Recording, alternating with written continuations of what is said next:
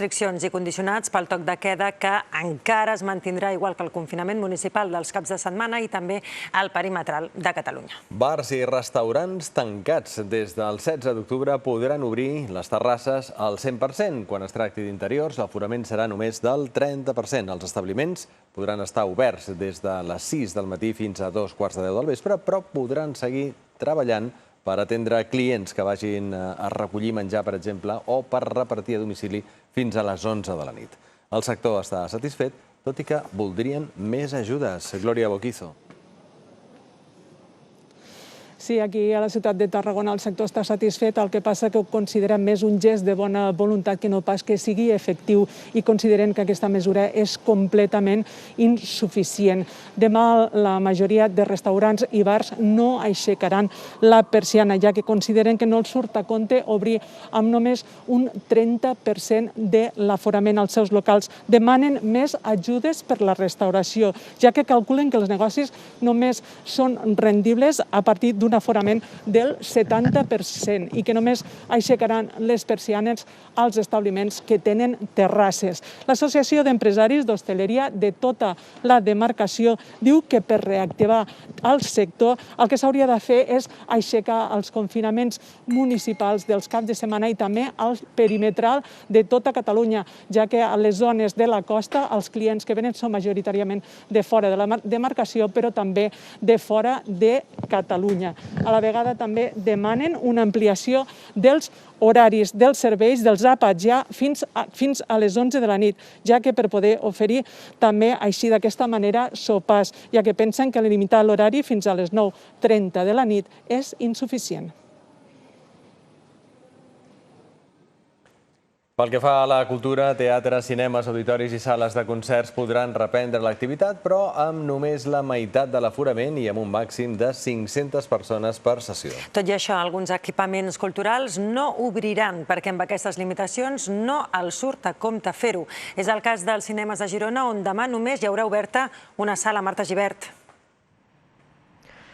Sí, aquesta del meu darrere, la Sala Trifó, de versió original, serà l'única sala de cinema de la ciutat que obrirà demà. Pel que fa a la resta, les dues grans sales o cinemes comercials de la ciutat no ho faran. Per què? L'Albenis, doncs perquè ja el mes d'octubre va decidir que tancarien un mínim de 3 mesos perquè estaven perdent diners.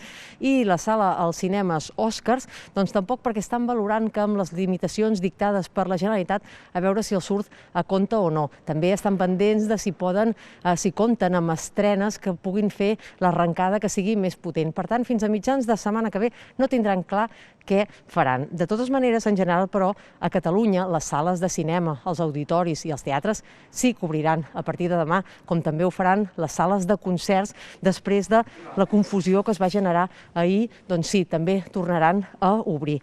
No del tot satisfets aquest sector de la cultura, ja que comptaven que el públic de fora de la població quedés exempt del confinament de cap de setmana, del confinament municipal, però finalment això no se'ls ha concedit.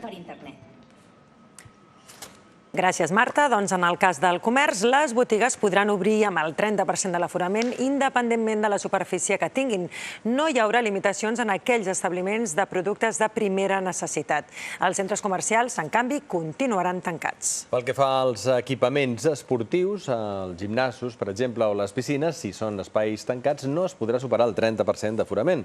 En les instal·lacions a l'aire lliure es podrà arribar fins al 50%, però hi haurà altres controls. Víctor Prats. Sí, per exemple, en instal·lacions esportives a l'aire lliure, com aquest club de tenis que tenim aquí al meu darrere, també hi haurà control d'accés i mascareta obligatòria per desplaçar-se per totes les instal·lacions, excepte dins de les pistes de tenis i pàdel. En equipaments tancats, l'aforament és el que heu comentat, en pavellons i gimnasos, però a més també caldrà cita prèvia i no es podrà utilitzar els vestidors, excepte, òbviament, el cas de les piscines.